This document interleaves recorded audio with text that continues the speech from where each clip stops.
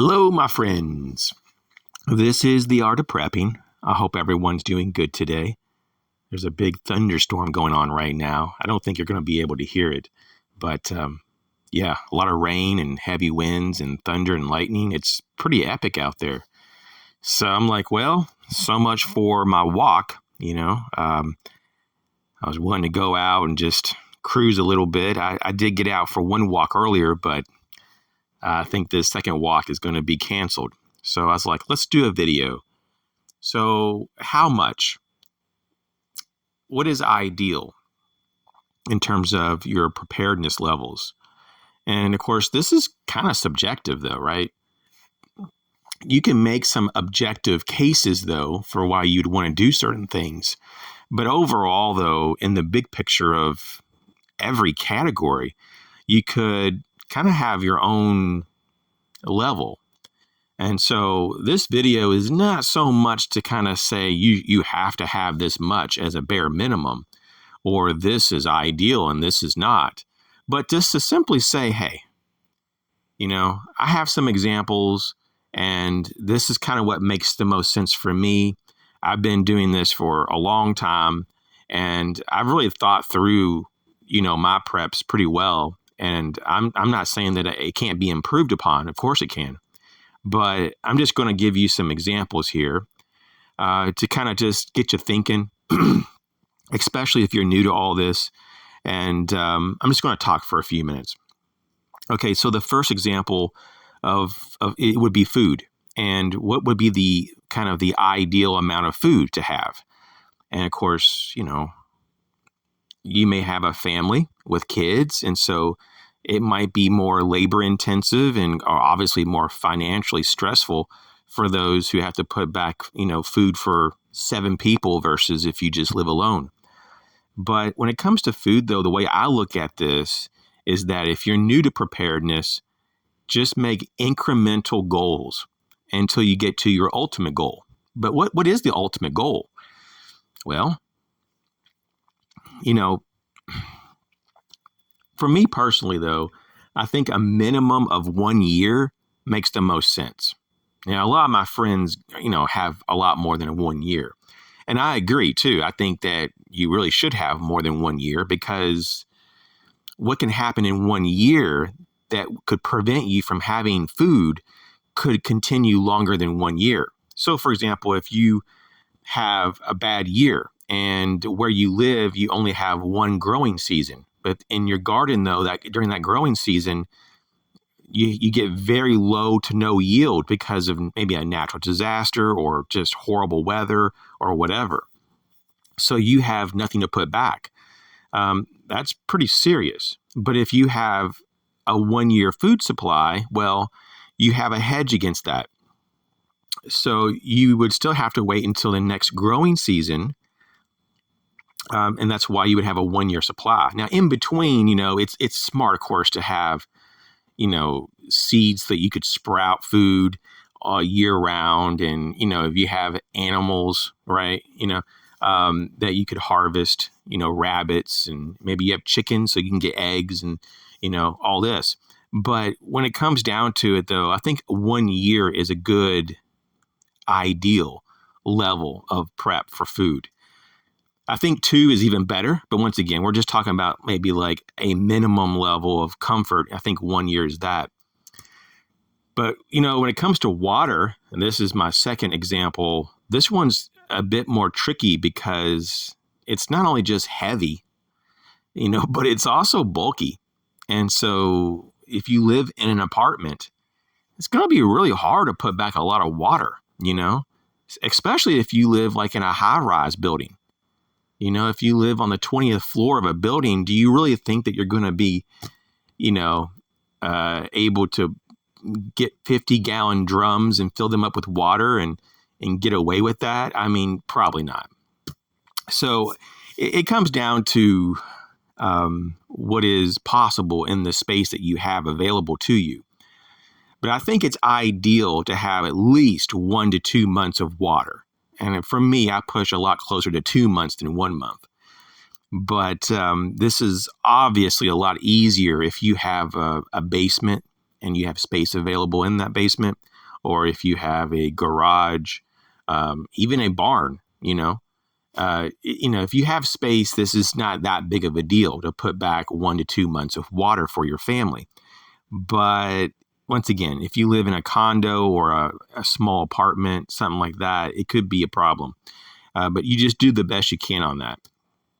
But the way I think about this is that if there was an emergency that demanded that I needed to shelter in place for a few weeks, maybe there's like radiation outside, God forbid, well, you're going to have enough to shelter in place with those resources. So at least 1 to 2 months, because you may have to be inside for that time period just to kind of weather whatever is outside. Okay, number 3 is ammunition. I get this question quite a bit. I used to get it a lot more than I do now, but people always ask, how much, should I put back? So when it comes to ammunition, and I'm just going to talk about for your main defensive weapon. So that might be your handgun or shotgun or rifle, whatever it is that you have. Some people just have what they have, and that's okay.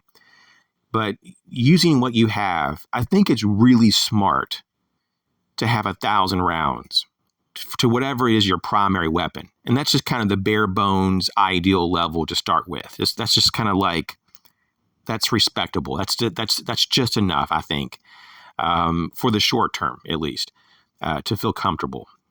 So there's a lot of people, though, that say, 500 rounds for the handgun, 400 to 800 rounds for the shotgun, and 1,000 to 2,000 for your battle rifle. But not everyone has all that, and that all kind of sounds all real nice and good. But if you just have one weapon, I would just buy as much ammunition that you can afford.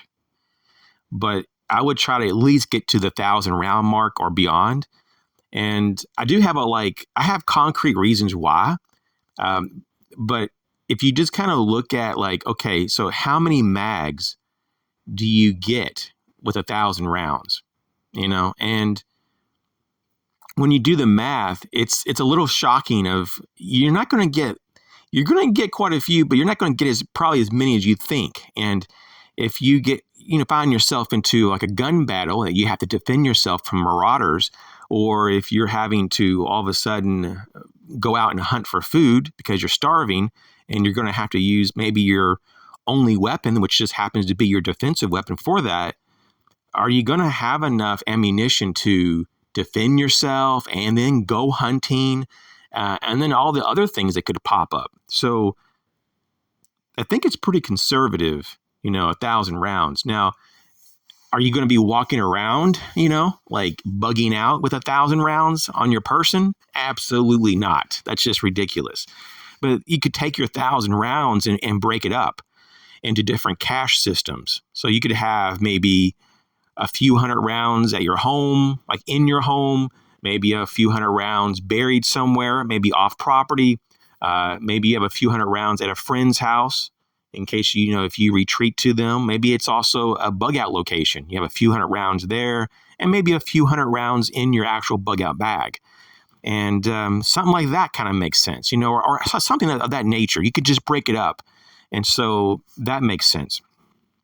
Example number 4, this is something that I've been thinking about more and more, is like how much cash and in terms of like your part of your emergency fund should you have, and also like precious metals or highly liquid assets, commodities, for barter or trade, something like that. So if you were to add up all this stuff when it comes to like, the ability to acquire or pay bills, how much should you have in your emergency fund?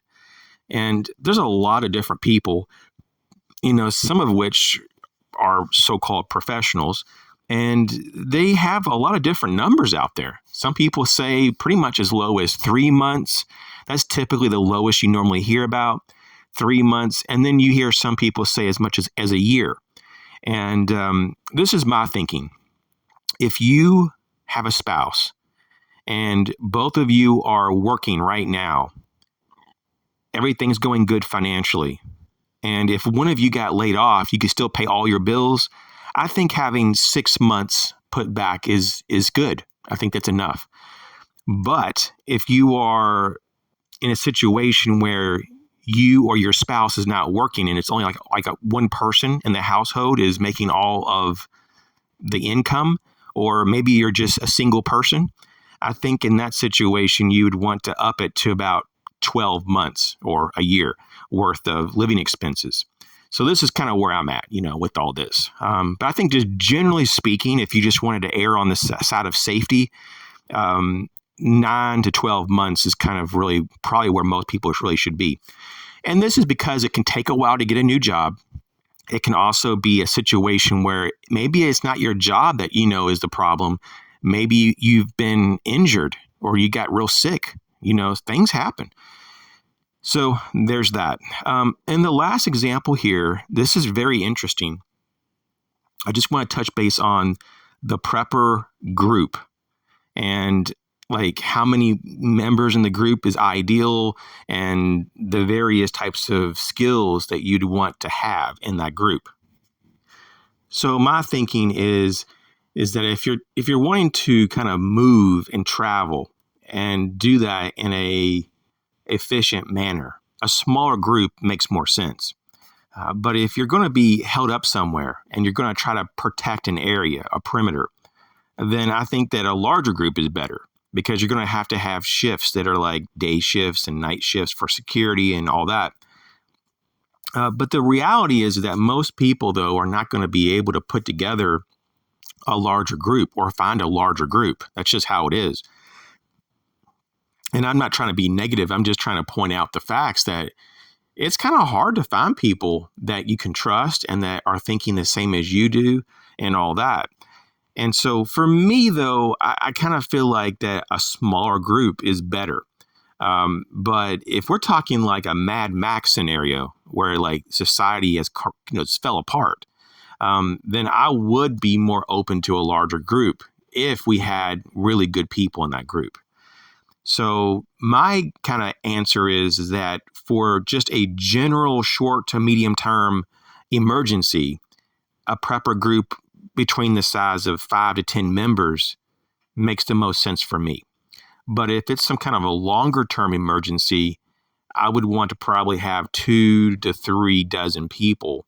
And of course, let's just talk about this, about the different skill sets that you should try to have as much of in your group as possible. It's not always possible to have all of these, but you just do the best you can. Definitely have at least a few people in your group that has survival skills. Now, hopefully everyone has basic survival skills, but I'm talking about a bit more advanced survival skills, at least, a couple people. In case someone gets injured and they can't do something, at least you have another person, because survival skills are so important. I mean, they can save your life. And the next thing also can really save your life is to have more advanced medical training, have medical skills. And so someone in your group really needs to be like a medic, like a EMT or a nurse level, in my opinion, at a minimum.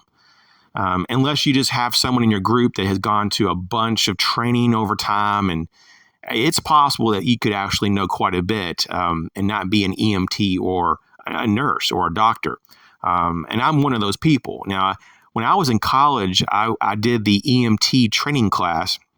And then afterwards, I had numerous jobs that required me to do a lot of like first aid and CPR and all that stuff. And so I was able to maintain some of those skills over the years.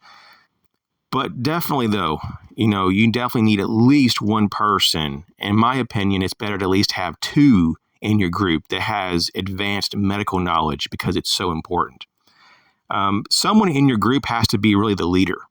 I mean, you could have a couple people, have 2 people that are like leaders, like maybe one person is the leader and the second person could be the backup leader in case the main leader is not available or, gets injured or killed by, for whatever reason. So leadership, someone to organize the group. A lot of times the leader is kind of the organizer and the planner, but it doesn't always have to be that way. But someone does need to organize things and to be the mediator, Now, once again, a lot of times the mediator is also the leadership or the person. So, or that person in leadership. And so those are things to have, very good skills, someone to have leadership skills, someone to have organizing skills, someone to be a mediator. Mediator to me is more like someone that can counsel and de-escalate a situation and think through things rationally. Another really awesome skill set is shelter building. Now, that kind of goes under or in the more advanced survival skills, but it's so important to have shelter building skills, especially if you're mobile and you're going to set up shop for a while at a location. That's really important. And someone in the group really needs to know how to hunt and to fish, to garden, to raise animals, depending on the situation. Someone needs to know. In fact, it would be better if there was at least a couple people who knew those things. And someone to have some at least basic carpentry skills, someone that knows some basic electric skills to like wire a house or to do things of that nature, and maybe some basic plumbing skills. Now, I know that's that's a lot to ask for. It's a lot. And I'm going to continue my list here, so I'm not done yet. But so far, that's kind of a lot to ask for maybe a small group of 5 or 10 people. But let's go ahead and push through. It's even a bonus if you can find someone that has mechanical skills. And anymore, it's very rare to find someone that knows how to work on a vehicle or to do mechanical repairs on an engine. The next is a cook. Now, most people have basic cooking skills. There are some people who have no cooking skills, but I would hope that pretty much everyone in your group at least has basic cooking skills, but at least 1 or 2 people in your group should have more advanced cooking skills. In my opinion, at least one person in your group needs to have like a more professional type of experience or background in security, in my opinion. This could be someone that was an ex-soldier or even a current soldier, someone that's in law enforcement, someone that's a professional security advisor, or someone that's in the security industry. So someone like that would probably be really good. Now, in my opinion, it's going to be a lot better the more people that have a background in safety and security and all that. I think it's just because of the obvious. If this is a bad situation and everybody's come together because it's an emergency, people who know how to keep people safe is going to be in high demand. So there you go. And I wouldn't be that surprised if certain people in leadership in your group would also have something to do with the security of your group. Those tend to go hand in hand. And so that's pretty much what I have to say here. That's about it right there. What do you think about all this? Do you think my levels of preps, at least in these examples, are they appropriate? At least a 1 year for food, 1 or 2 months for water, 1,000 rounds for your main defensive weapon, 6 to 12 months of backup emergency cash or other resources, and of course your prepper group, enough members to meet your objective. And I think that for short to medium term emergencies, a smaller group might be better. But for those who are planning on trying to survive long term through like Mad Max, a larger group. So we might have as small as a group of 5 to 10 members, all the way up to 2 to 3 dozen. I think those are kind of sweet spots, just depending on your objectives. I do want to add 2 more members to consider, and that's going to be doctors, like medical doctors, and then of course dentists. Those are awesome if you can get one in your group. I would imagine that people of that caliber would want to be part of a larger group, but if you have the ability to acquire one of those skill sets, that's going to be a major bonus, and you're going to be in a pretty good situation there. So what do you think about all this, though? Is this kind of logical to you? Do you think of it differently? Let me know in the comment section. Hey, thanks for your ongoing support. You guys take care. We'll catch you later.